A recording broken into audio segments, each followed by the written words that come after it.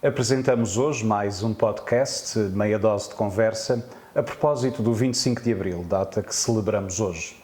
Temos connosco a jovem realizadora Leonor Teles, que já conquistou vários prémios nacionais e internacionais. Da sua filmografia, destacamos a curta Roma-Can e a premiada balada Diumba Tráqueo, curta distinguida no Festival de Berlim. Vamos falar, de certeza, sobre estes filmes, numa conversa animada e que promete. Olá, Leonor, bem-vinda. Olá, obrigada. Nasceste 18 anos depois da Revolução dos Cravos. Para uma parte dos portugueses e das portuguesas, este acontecimento histórico apresentou uma ruptura com um passado de ditadura. Em que medida esta ruptura permitiu, ou não, uma vida menos marcada de múltiplos estereótipos? Bem, acho que permitiu imenso. Para mim isso não tem qualquer dúvida. Acho que o 25 de Abril trouxe toda uma abertura e uma nova maneira de estar na vida que antes disso era absolutamente impensável. Até porque com todo o policiamento que existia, as pessoas controlarem-se umas às outras, a repressão do Estado, da PIDE, todas essas coisas também não permitiam que de certa maneira as pessoas tivessem mais liberdade na sua maneira de estar e de ser.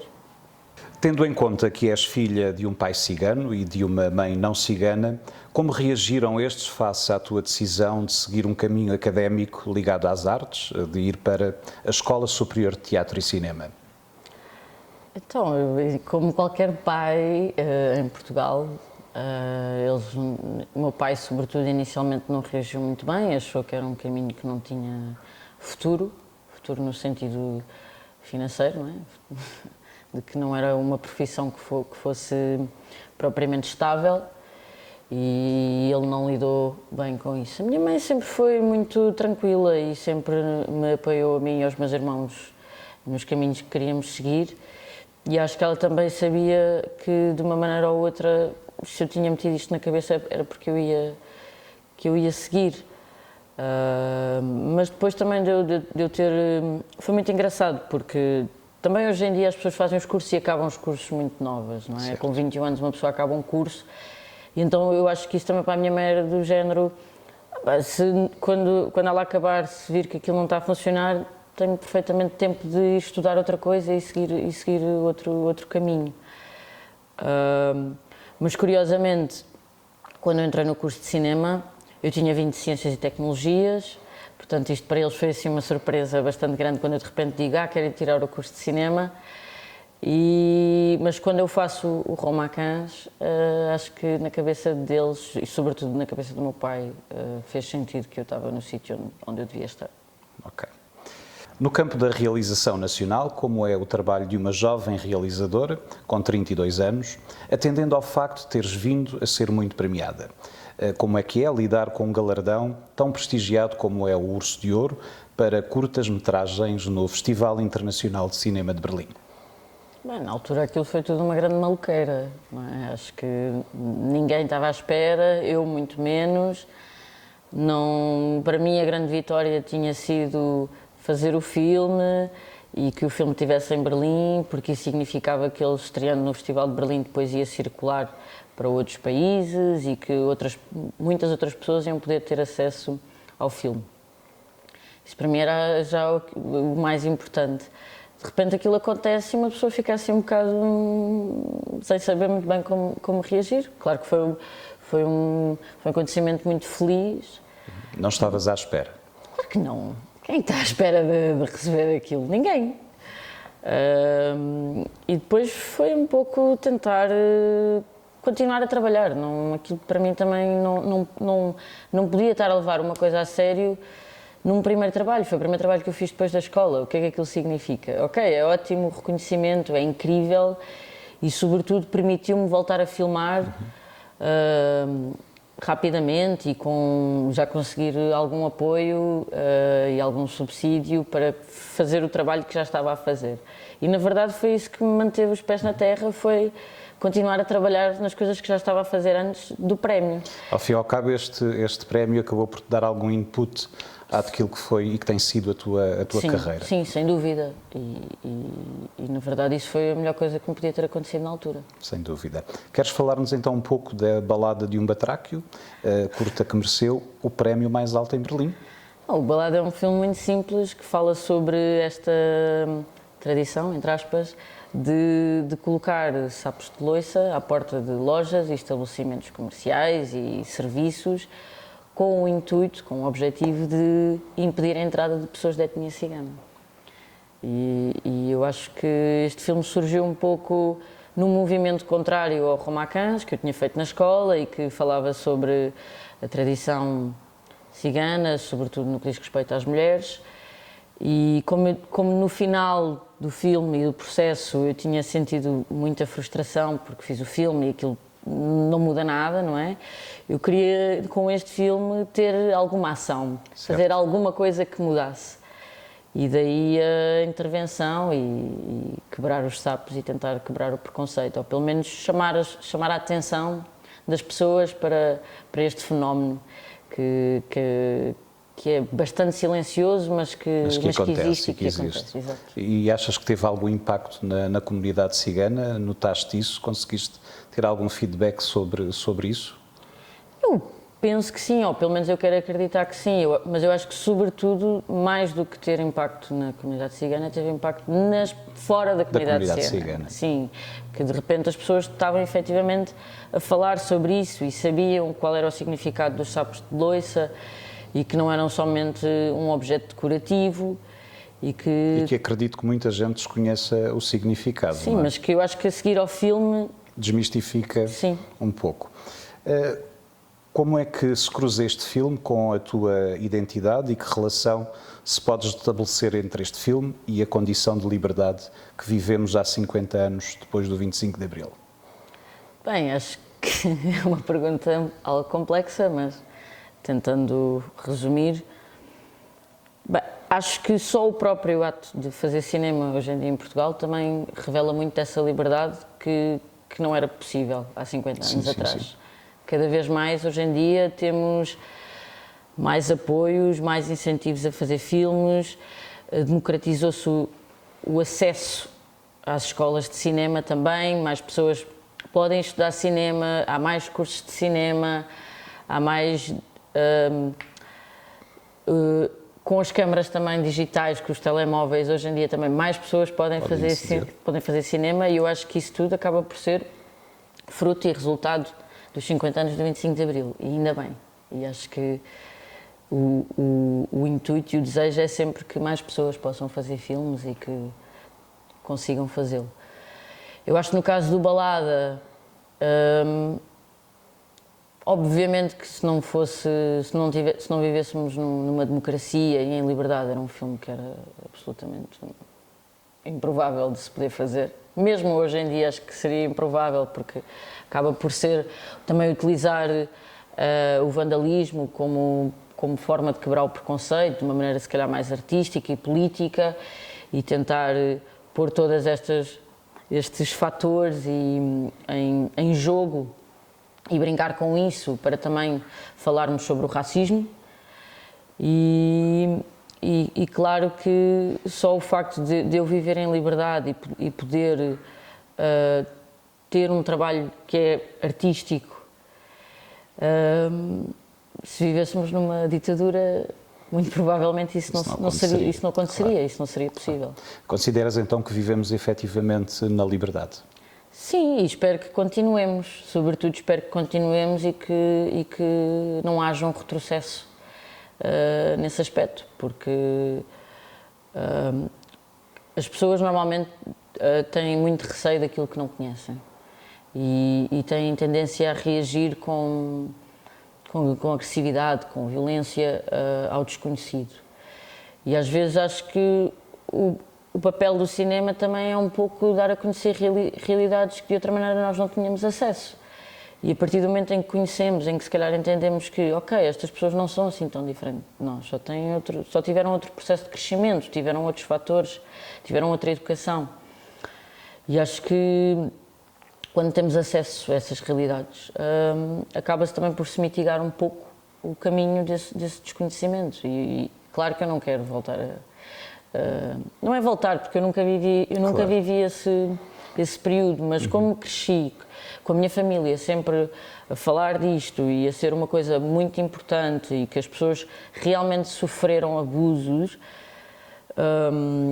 e eram muito condicionadas na sua liberdade e na sua maneira de estar e pensar, obviamente que eu não quero nunca viver esses tempos. Então acho que é muito importante também trazermos essa memória para as pessoas que não viveram efetivamente esse tempo, mas trazer essa memória daquilo que não era bom e realçar aquilo que hoje em dia nós temos, não é? Hoje podemos estar aqui a falar sobre estas coisas, naquela altura não. Não podíamos, obviamente. Alguma vez encontraste algum entrave ou te sentiste desconfortável por seres mulher, realizadora, no meio que maioritariamente ainda é masculino? Claro que sim, não é? Acho que essa pergunta pode ser feita a qualquer mulher que a resposta vai ser, infelizmente, vai ser sim. Mas não é só necessariamente no meio do cinema, acho que infelizmente ainda está bastante espalhado em todas as áreas. Sim. Queres falar um pouco mais sobre isso? Algum entrave em particular que te tenha marcado? Não, porque é uma coisa assim bastante tácita, muitas vezes não é assim nada propriamente direto, acho que às vezes é uma coisa assim mais... acho que as pessoas têm tendência já a olhar assim um pouco de cima a baixo uma pessoa que é mais nova. Então, se for mulher, ainda mais. Ou seja, há um rótulo à partida. Sim, mas o que fazer em relação a isso? Também é tentar um pouco desmistificar e tentar contrariar e tentar provar de alguma maneira que isso acaba por ser só ainda estereótipos da sociedade. E que temos que desconstruir. Exatamente, não é? Sim. E que não podemos considerar como uma coisa normal, não é? Sim, eu acho que sobretudo tem que existir um lado também quase educativo por parte dos homens também em relação ao seu papel e ao seu lugar no mundo, não é? E tentar entender que as coisas já não são como era antes, não têm que ser e que também não têm que ter medo por as coisas estarem a mudar e serem diferentes e que não há medo, não tem que haver medo. Muito bem. Achas que o teu exemplo de determinação, coragem, numa profissão muito exigente como é a de realizadora, pode ter impacto positivo na comunidade cigana e especialmente entre as jovens? Assim, eu não gosto de ser exemplo para ninguém, porque acho que isso é também um papel um pouco difícil, mas eu acho que se o meu trabalho, se o meu trabalho puder ter um impacto positivo e que possa de uma maneira, pelo menos inspirar um pouco ou fazer com que as pessoas possam pensar que podem ter outros desejos para si mesmo, outros sonhos, pensar que, ok, se calhar se eu estudar e for fazer alguma coisa que eu gosto, se calhar isso pode ser um aspecto positivo. Para mim, acho que isso seria muito incrível. Não sei se isso efetivamente acontece, não sei se o meu trabalho consegue ter esse alcance. Era precisamente isso que te ia perguntar. Mas se houver ali uma pontinha que a pessoa vai ver o meu filme e a seguir possa dizer, reservar ali uns minutos para pensar sobre aquilo que acabou de ver e que se calhar pode ser algo bom. Isso era incrível. Certo. E tens recebido comentários nesse sentido, naquilo que são as tuas realizações, pessoas que se revêem naquilo que tu produzes? Ao fim e ao cabo, isso é reconhecer aquilo que é o teu trabalho. Tens recebido esse feedback? Sim, de alguma maneira sim. Obviamente que há pessoas que gostam mais, há pessoas que gostam menos, mas isso faz parte. Mas eu acho que no que diz respeito, por exemplo, quando as duas curtas passam em escolas, por exemplo, o feedback que eu recebo é sempre bastante positivo, porque no que diz respeito a miúdos e miúdas ciganas que veem os meus filmes e que acabam sempre... E depois, quando há esta interação comigo, há sempre esta coisa de Então, mas tu és assim, ou seja, isso para eles também é muito, eu acho que é muito bom quando vêm exemplos positivos, não ser sempre uma coisa que muitas vezes aquilo que está associado à comunidade cigana são sempre exemplos bem mais negativos, de coisas menos boas. E então, quando há assim algumas coisas que rasgam com essa ideia, com esses estereótipos, eu acho que eles próprios também ficam muito contentes e têm algum orgulho, porque eu acho que o que é mais difícil é as pessoas também terem orgulho naquilo que são. Claro. E gostarem daquilo que são e não serem sempre vistos como uma coisa má. E isso é o mais difícil, não é? Como é que se muda esse chip de que, não, isto nem tudo é mau, há aqui coisas boas, há aqui coisas bonitas, há aqui coisas que nos fazem sonhar e estar bem. E eu acho que isso é que deveria ser o importante, mas claro que há mil fatores que tornam estas coisas muito difíceis. Mas se houver assim uns 10 minutos que a pessoa possa estar a ver o filme e a seguir tenha um sorriso, ou que fique contente, ou que pelo menos aquele dia já tenha sido um pouco diferente na escola, acho que isso já é ótimo. Claro. Ao fim e ao cabo, acabas por ser uma agente de mudança. Não sei, não iria tão longe porque eu não acredito que os filmes possam mudar o mundo. Mas podem contribuir. Mas que podem pelo menos contribuir por alguma coisinha, sim. Acho que sim. Muito bem. Espero que sim. Espero que possam contribuir. Muito bem. Leonor, qual é a importância do 25 de Abril para ti? O 25 de Abril é o meu feriado favorito. Sempre foi. Porque eu cresci com a minha família sempre a marcar a importância deste dia.